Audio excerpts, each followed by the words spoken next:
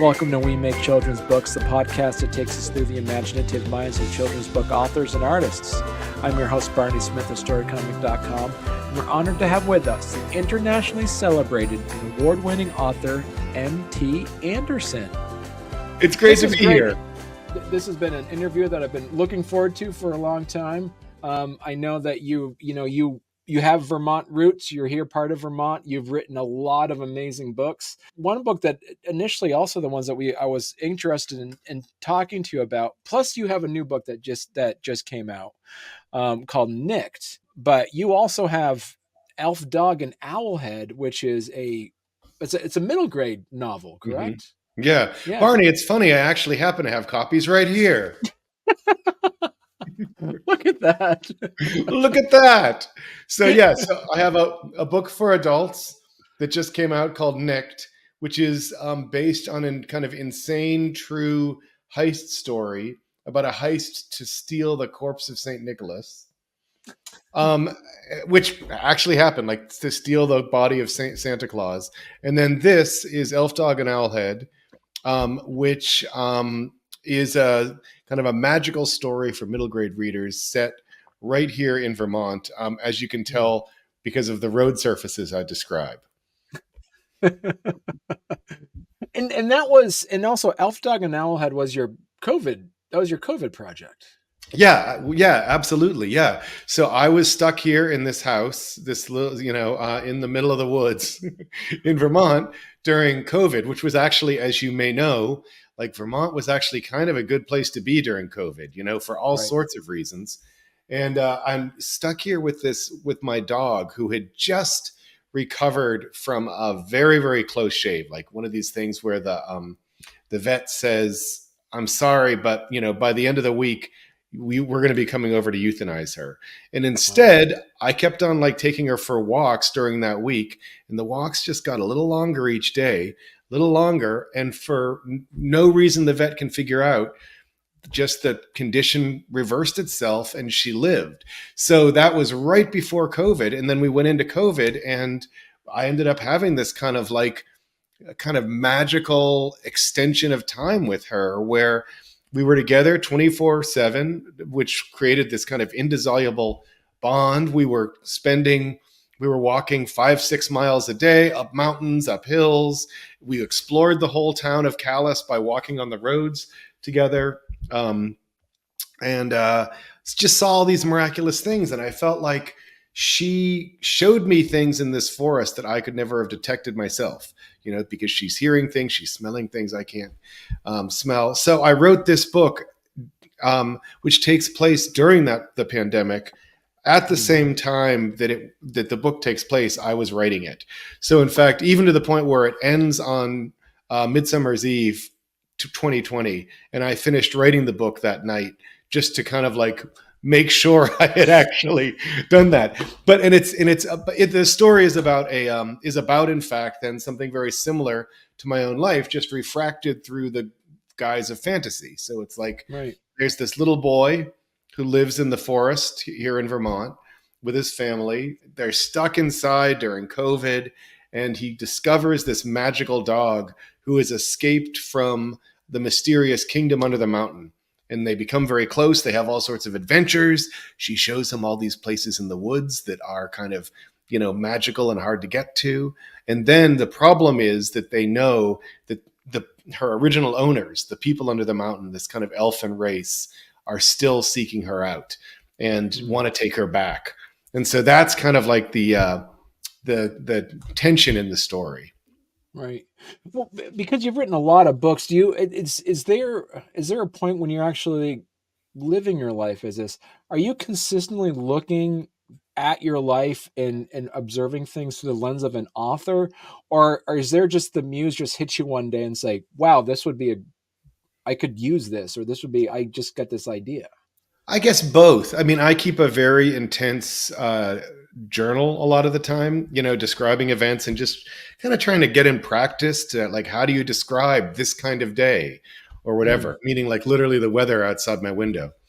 But also I think when I'm in a project, which by the way, I'm not all the time, maybe 4 or 5 months every year is when I'm actually doing the writing. The rest of the time I'm gathering notes and thinking through things. And but I think what happens when I'm in these situations, I start to actually see the world through the eyes of the character because I'm so used to trying to think in terms of them.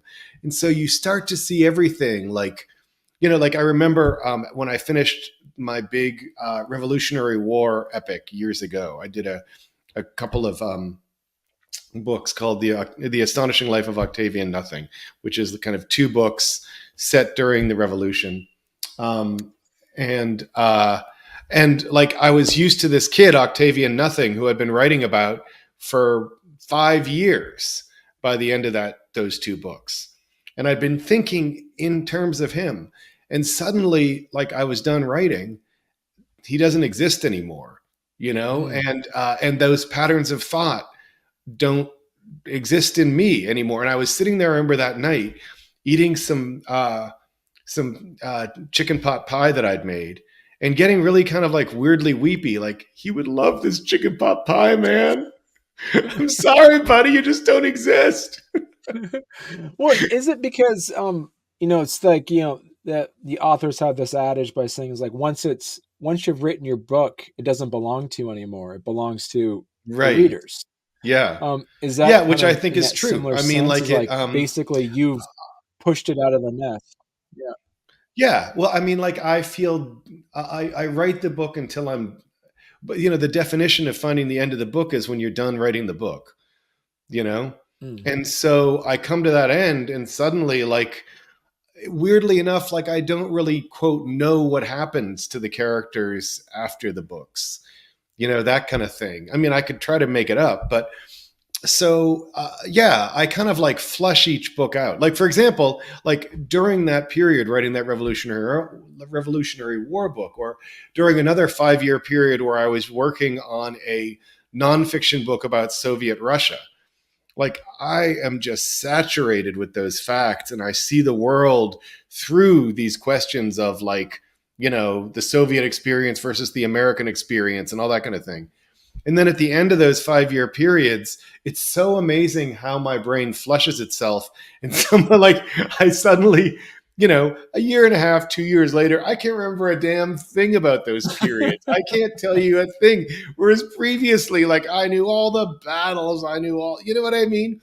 It's unfortunately, I just make room for whatever comes next, you know? Is there a way? Do you kind of pine then for the creative comfort of maybe writing an entire series of books, so that way you can stay with a certain genre or story or characters for a longer period? Yeah, well, I mean, I've done that occasionally with books for younger kids, Right. and that's been fun. But I have to say, in general, I get antsy because I'm like, no, I want, like, there's so much of the world. The world is so exciting. There's so much history out there and so much human experience that's strange to me. I really want to plunge into something new.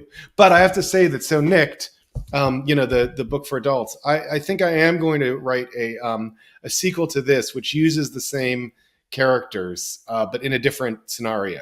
So here Okay. they're part of, like, a real historical scenario, as I said, that happened in the 11th century. These two Italian cities raced, each one to be the first to steal the corpse of St. Nicholas from its tomb in Turkey and take it back to Italy with them. So, Right. but I made up a lot of the characters in it. So those characters I'm going to have do like another sort of heist mystery thriller, and that's, I think, what I'll probably write next. But it's unusual for me to actually, like, it's weird for me to return to the same characters. I kind of feel like, well, wait a second, shouldn't you be moving onwards? There are all sorts of other historical oddities you can write about.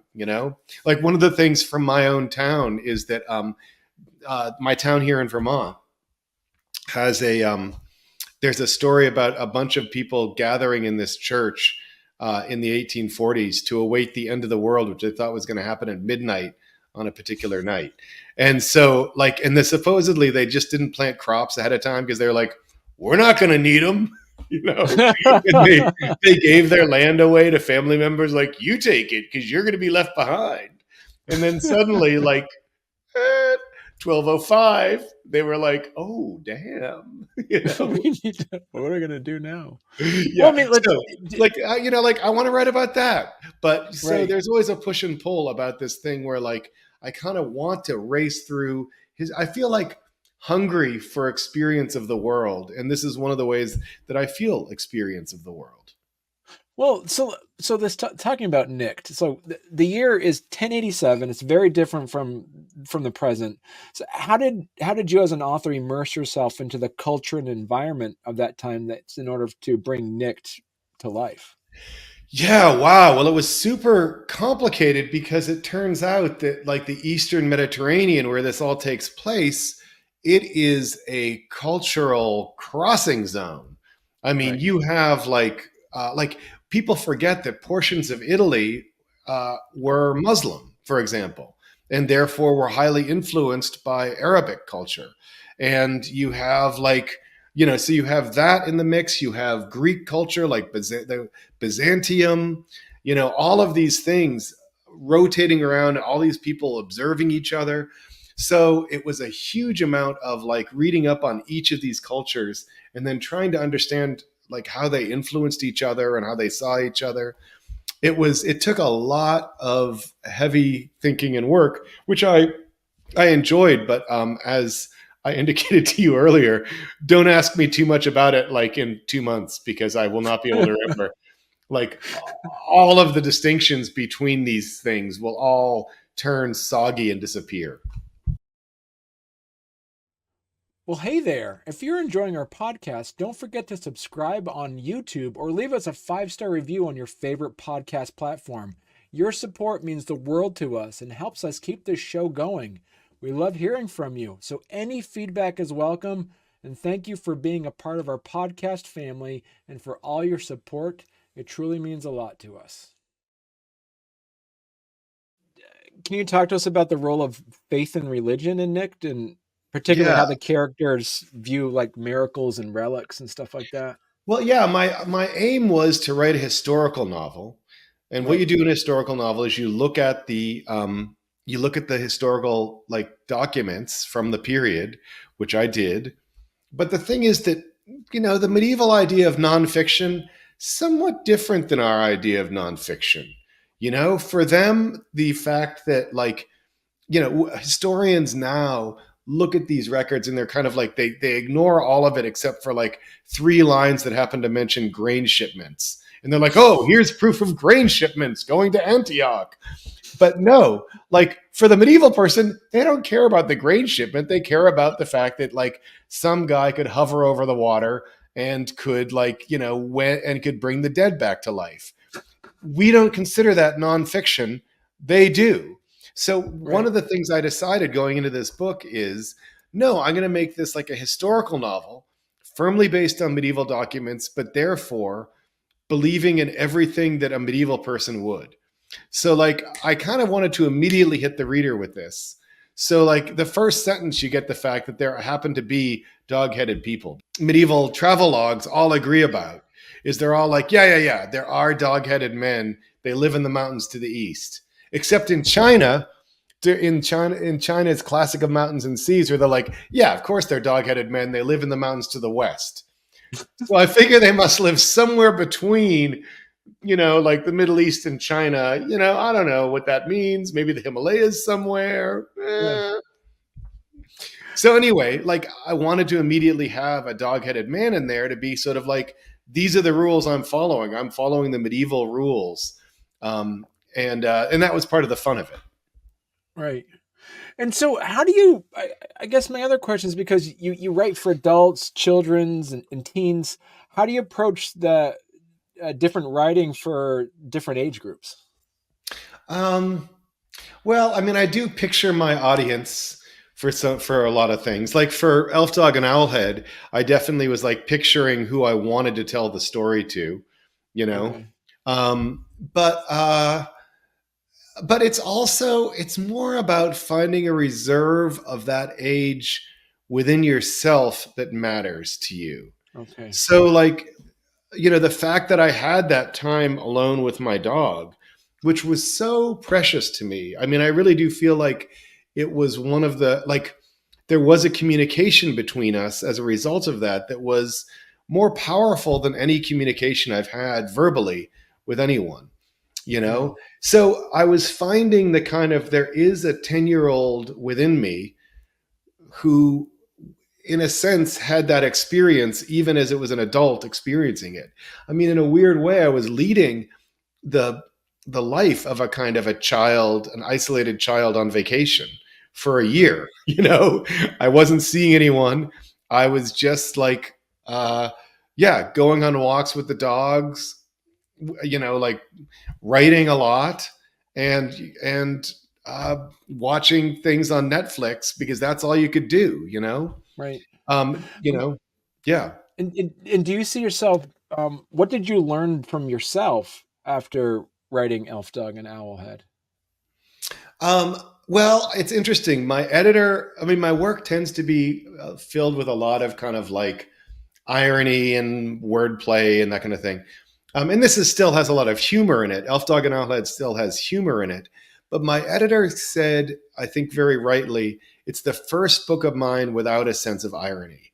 It's Mm, just openly emotional in a way that, all of my books have these moments of open emotion where I am feeling very moved by the story and I'm trying to, like, how can I get the reader to feel what I'm feeling as deeply as I'm feeling.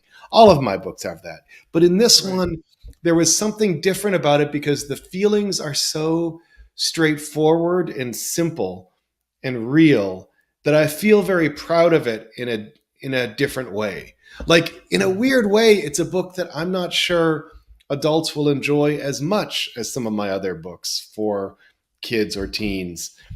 But I feel like it is a more pure book than I ever arrived at before.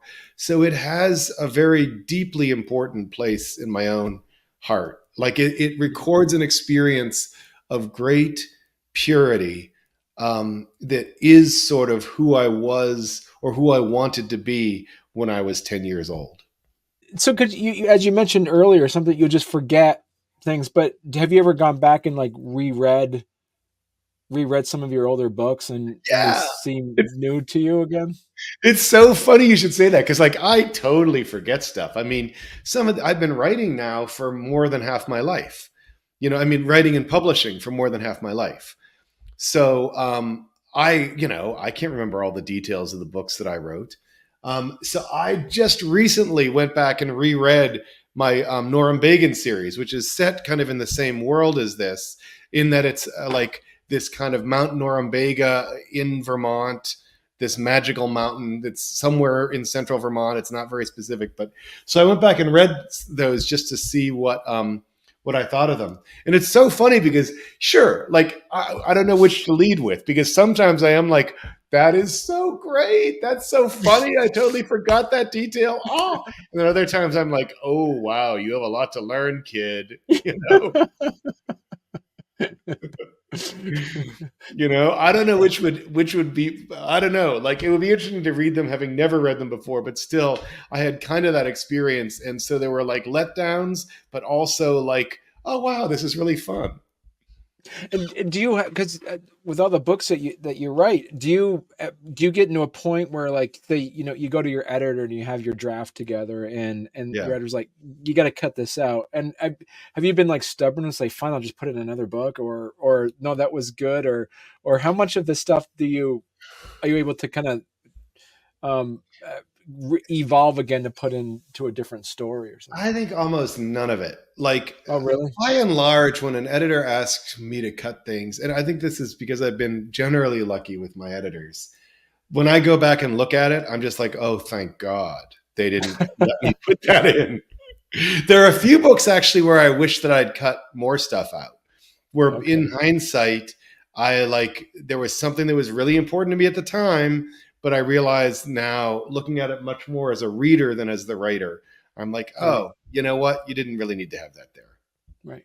Was there anything that you ever put in place where like maybe be like a story seed or an interaction that you liked a Mm. lot, but you kind of like put it to the side and say, this isn't the right book for this, or this isn't the right character for that? Absolutely. Yeah. Yeah. Yeah. I mean, the tricky part about me editing myself is that my first drafts, like on a sentence by sentence level, they tend to be reasonably good. The problems tend to be much bigger than that. So, yeah, you can read that scene and be kind of convinced by it, but it is not working at all in terms of the whole book.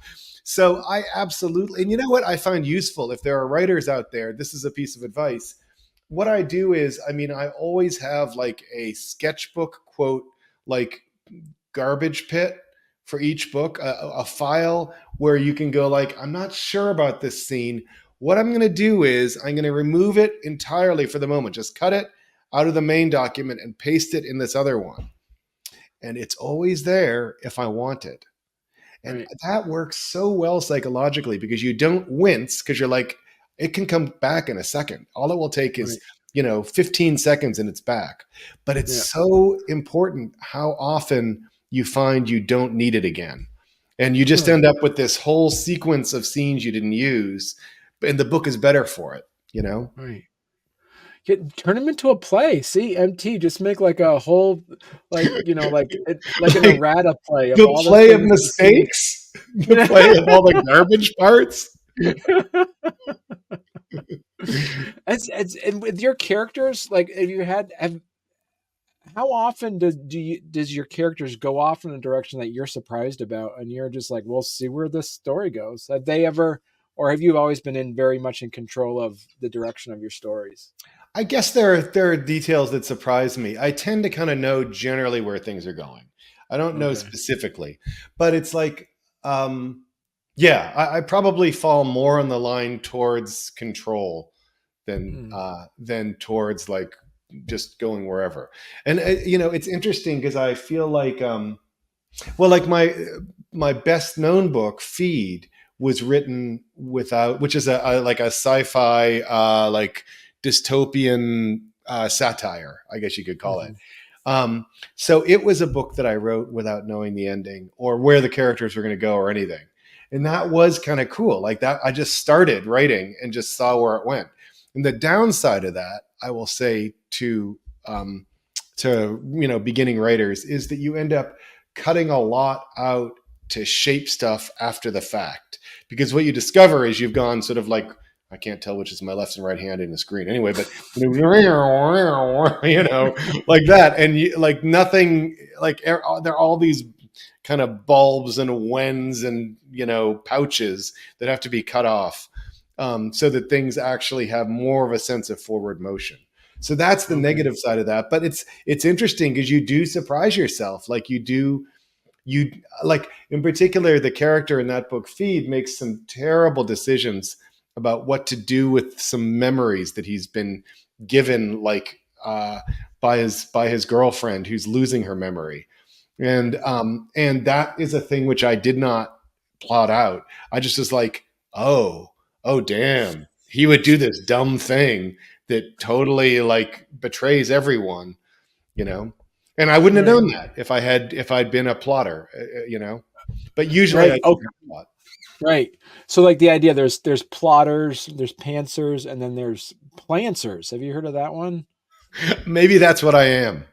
Yeah. I'm So because somewhere in the middle.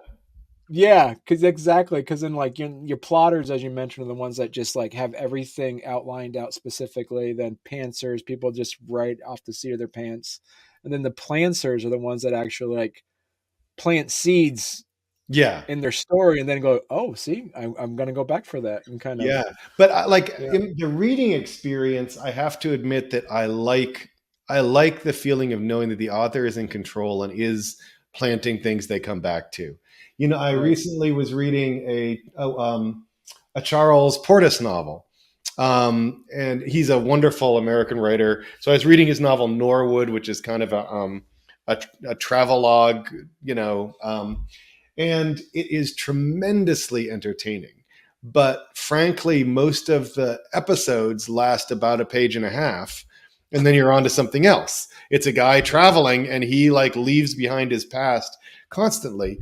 And there's something like the novel couldn't be much longer than it is, because there's not, like, despite the fact it's a travel novel, there's not a lot of forward momentum in a sense. It's a set of really wonderful anecdotes. And it relies heavily on Charles Portis's genius to keep you moving forward, because there's not a lot in terms of the plot that's like, I'm holding something back right now, so you're going to wait to see what happens, and now you're going to wait to see the next thing, like, instead it's kind of like this guy just going along is like, well, then this happens, and then these people are on the road, so like, yeah, it's a you have to have a lot of confidence in your improvisatory powers if you're really going to be a true pantser.